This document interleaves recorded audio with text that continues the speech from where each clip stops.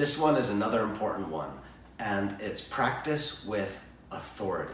What does this mean? This one's interesting because it actually means different things for different instruments. Practicing with authority. The concept is you're practicing like you mean it. So imagine, for instance, you back to the diet and exercise example. Let's say you go to the gym and you lift 5-pound weights, or you get on the treadmill and you walk very slowly. How much good are you actually doing for yourself?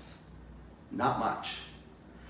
That'd be like going to your instrument and sort of just gingerly tiptoeing around. Maybe you're playing guitar and you're just tiptoeing around what you're doing, or you're playing the piano and you're just lightly pressing down the keys, you know, almost like a mouse, or you're singing and it's really, you know, you're not putting much emphasis behind it.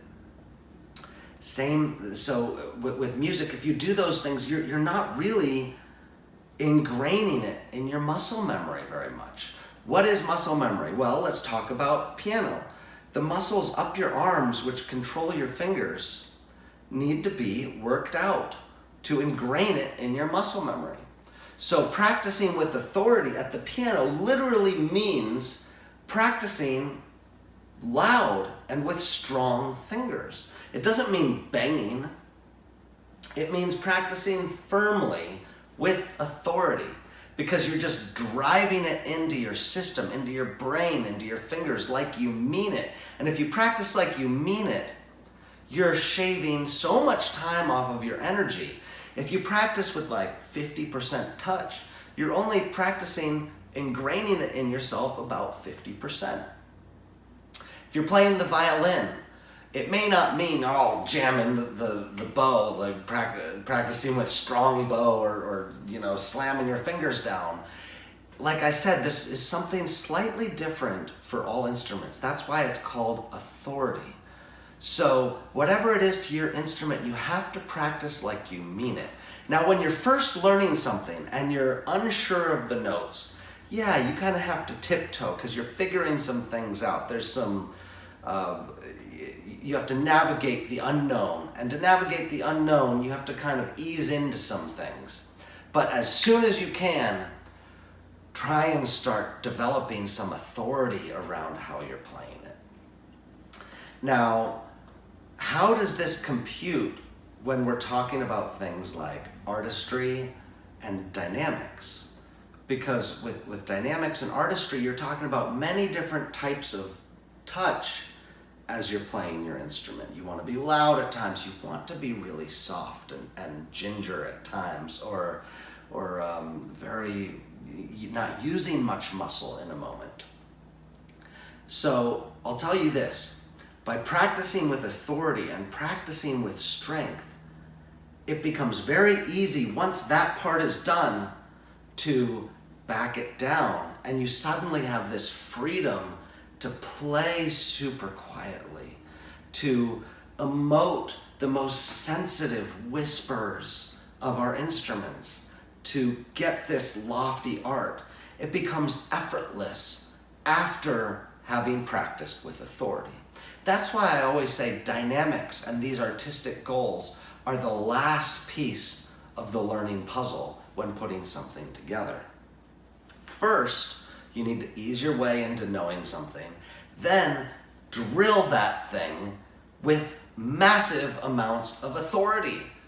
At the piano, for instance, it's just going to mean pounding away, not changing your technique or beating your body up, but pounding away with authority, not worrying about the nuances of dynamics.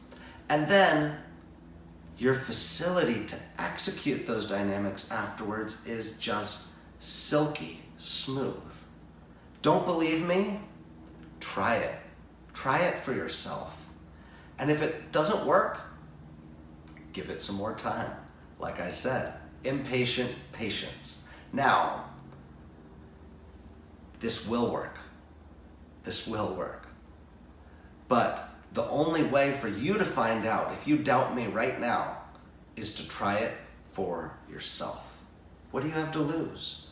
Now, the reason why I say this emphasis about you got to try it for yourself, and if you doubt me, the reason why is because this is one of the most powerful tools in existence, but I probably get the most pushback from students and even some other teachers thinking that, well, if I only play strong or with authority all the time and I don't worry about dynamics or being sensitive, then I'm practicing not being sensitive, or I'm practicing not having dynamics.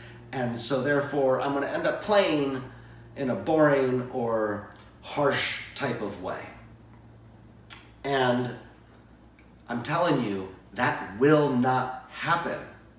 You'll only play that way if you don't correct it after you've worked on practicing with authority. So if you practice with authority and that's all you do, and then you go to perform and yeah, that's all you know how to do. I'm saying that this is a means to an end. This is how you get your abilities to the point of locking it in to such a deep authoritative level that then you can start practicing after this all those beautiful nuances. And even after you start working on these beautiful nuances, using this authoritative practicing system corrects it again. So let's say you practice with authority, you get something up to speed, and then you practice with all the nuances and artistry and dynamics and sensitivity that you're looking for. You're not done forever practicing with authority. You're still gonna once in a while practice with massive amounts of authority and with strength behind it to reset your whole processing system, again, giving you the ability to play with that utmost artistry and sensitivity.